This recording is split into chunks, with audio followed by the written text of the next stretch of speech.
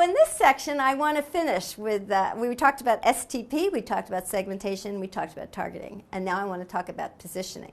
That's the P. But in thinking about positioning, I really want you to think about what is a brand. Because one of the most important aspects of a brand is brand positioning. It's also the positioning in the STP framework, but it's really the essence of the brand positioning. So let's start with what is a brand, and then we'll get into this notion of positioning. But just to anticipate where I'm going, positioning is positioning your product to meet the needs of the target segment. That's the basic definition. But one of the ways I'm going to focus on as a way to do that is to brand that positioning.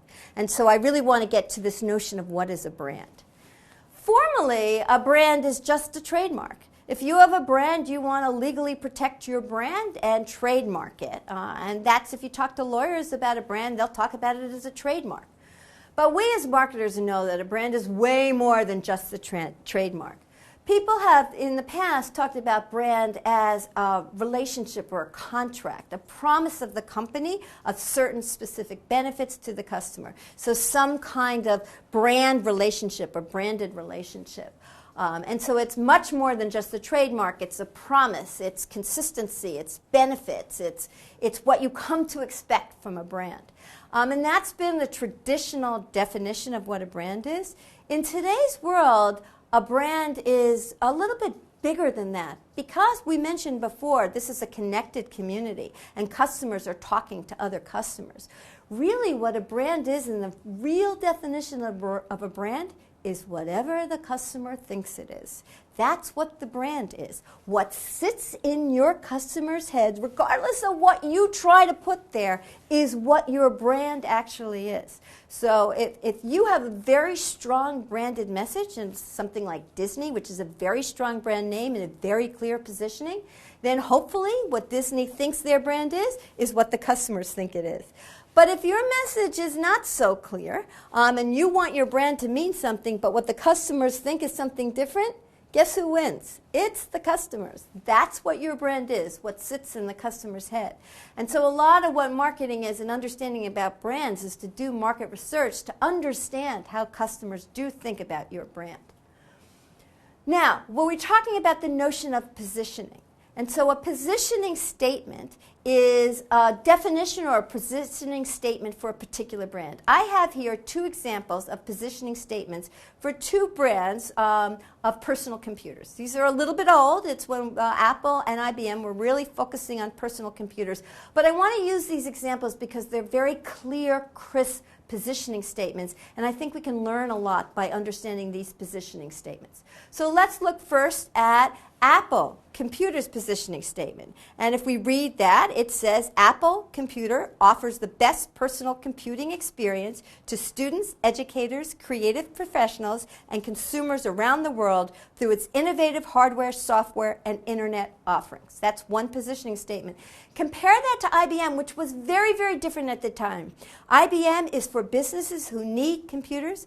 IBM is the company you can trust for all of your needs. Very, very different positioning. That is a really good positioning statement when one company can be so differentiated from the other company. They're going after different target segments, and it should be quite clear by the positioning statement. Let's break that positioning statement into its parts so that we can understand what a good positioning statement has. And let's focus here on the Apple computer. There's three pieces to the positioning statement. There's who is the target segment, what is the point of difference that they're offering to that target segment, and then there's what is the frame of reference. And the frame of reference is who are the other competitors that they are comparing themselves to. The target segment here, and if you think about Apple, the target segment is students, educators, creative professionals. A brand should have a crisp target segment, even if that's not the only people who use the product. So nowadays, Apple's so popular that, everybody has an Apple. Your grandmother has an Apple. Somebody who's not a student has an Apple. Not just creative people anymore. Yet, even though Apples are ubiquitous and lots of people have Apple products, still it's positioned to creative people. It's a very designy brand. So it still has a very clear target segment, even if that doesn't limit who might use the product. It has a point of difference. What's the point of difference for Apple? It's innovative.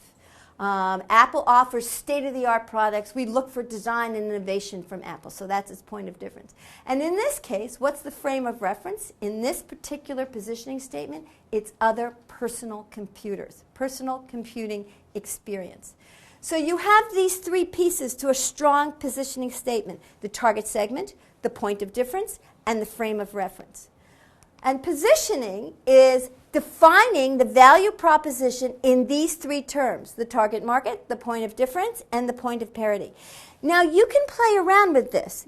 And if you think about this and get into it a little bit, you may realize that your point of difference is going to be relative to the frame of reference. So, for example, let me give you an example of this product isn't on the market anymore, but it's Crest made this chewing gum.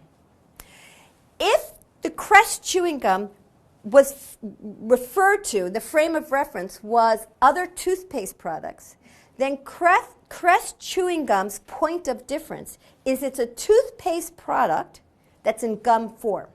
Okay? On the other hand, if you take Crest chewing gum and compare it as a frame of reference to other chewing gums, the point of difference is this is a chewing gum that has toothpaste in it. So these two things go together, and part of the art of coming up with a good positioning is figuring out who's the right target market to go after, and also what's the frame of reference and what's going to be your point of difference. And playing around with those two pieces is a lot of the art of positioning. Very important concept, but you really need to understand these three ideas: target marketing, point of difference, and frame of reference or point of parity.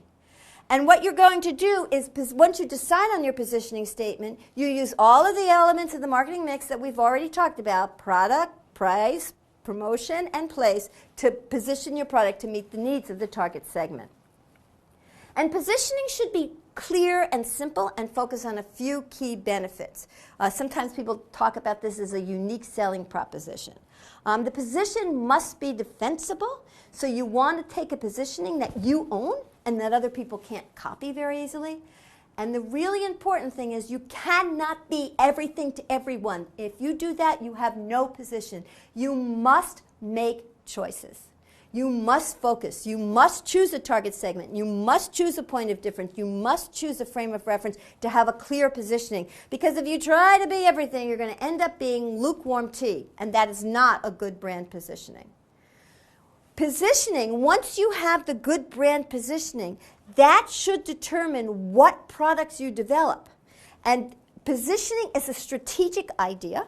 So you really want to think about this in terms of what's your target segment, what do customers want, what's your competition, what is your position relative to the competition. All of that is a big picture strategic vision.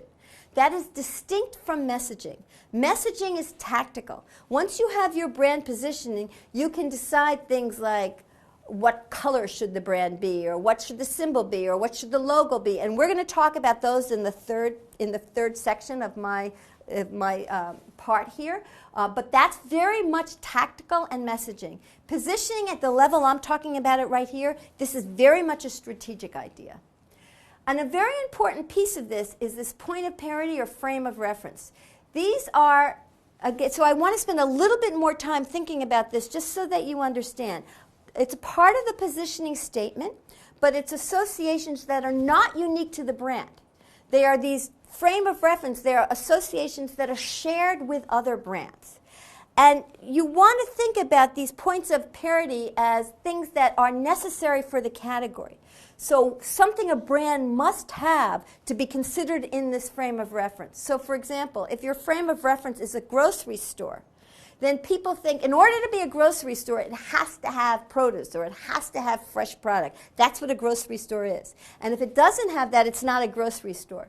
So one of the things you think about in terms of these points of parity are what are the conditions that your brand must have that they share with the competition to be part of that set. And then you want to think about points of parity sometimes as ways to negate a competitor's point of difference. So, for example, in toothpaste, when one of the brands, and I can't remember which one, first came out with fluoride and as a cavity preventer, and that was a differentiator, all of the other brands copied and put fluoride in their toothpaste, suddenly it's a frame of reference. It's a point of parity. All toothpaste now has fluoride. So what I've done is negated the point of difference of the first innovator who came out with fluoride toothpaste. I have this slide up here. On January 9th, 2007, a few years ago, when Steve Jobs is still here, he used to go out in January and come up with some big innovation every year, an announcement about Apple. On January 9th in 2007, one of the big announcements at the time was that he changed the name from Apple Computer to just Apple. And now it's been a while, and so people are very used to thinking about it as Apple, and probably many of you don't even remember it used to be Apple Computer. But the point I'm making here is when he changed the name of the company, think about, just for a second to see if you get this idea, which one of the three aspects of the brand positioning did he change? Did he change the target segment? Did he change his point of difference? Or did he change his frame of reference? It should be clear, he changed his frame of reference. Target segment, still creative young people. Point of difference, still innovation. But now the frame of reference is not computers, but it's consumer electronics. And I believe when he made this change was the same time he introduced the iPhone. And he really was in consumer electronics. And it was no longer the frame of reference comparing to other personal computers. The point of difference, I think, is more clear to people what that is. It's strong, favorable, unique brand associations. Some people talk about this as a unique selling proposition. It's a similar concept. And what you want it to do is to have it be sustainable. You want a competitive advantage, a point of difference that you can hold and that is difficult for competition to copy. And it can be a lot of different things. It can be product attributes, performance attributes. It can be imagery. It can be benefits. It can be design. It can be anything that you can own and that really differentiates your brand. When you're choosing a point of difference, you want to make sure that it's desirable to the customer. Is it relevant? Is it distinctive? You also want to make sure that you can deliver these things. Don't overpromise. Don't say something that's not feasible, that's not sustainable. So in choosing a point of difference, it's very, very critical. It's probably going to be the reason people choose your brand, but you've got to make sure it's important and that you can deliver on that criteria.